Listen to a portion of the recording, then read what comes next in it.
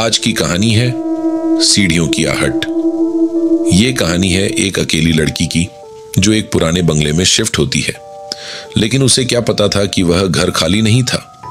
आरती एक 24 साल की लड़की नई नौकरी के चलते शहर से दूर एक छोटे से कस्बे में शिफ्ट हुई। उसे रहने के लिए सस्ता घर चाहिए था और एक पुराने बंगले में उसे एक कमरा किराए पर मिल गया।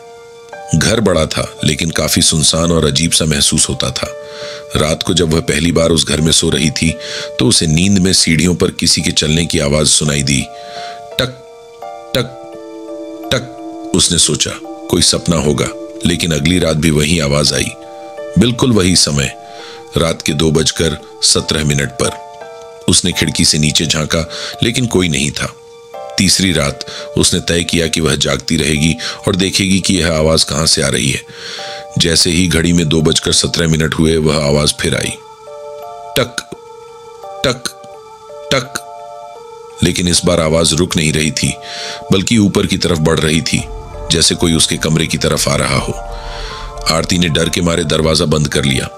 अचानक दरवाजे पर हल्की सी दस्तक हुई। ठक ठक ठक। उसका दिल जोर जोर से धड़कने लगा।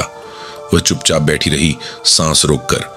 कुछ सेकंड बाद दस्तक बंद हो गई, लेकिन जब उसने नीचे झांका तो देखा दरवाजे के नीचे से काले रंग की उंगलियां अंदर सरकने की कोशिश कर रही थी। वह चीख पड़ी और बेहोश हो गई। सुबह जब उसकी आंख खुली तो सब कुछ सामान्य था, लेकिन जब उसने कमरे के बाहर देखा तो दीवार पर खून से लिखा था, मैं ऊपर आ चुका हूं, अब तू कभी नीचे नहीं जा सकेगी। क्या आरती बच पाई, या वो अब भी उस बंगले की आखिरी मंजिल पर फंसी है? कभी किसी पुराने बंगले में अकेले रहो तो सीढ़ियों की आहट को नजरअंदाज मत करना। ऐसी ही डरावनी और भयानक कहानियां सुनने के लिए चैनल को सब्सक्राइब और लाइक करें।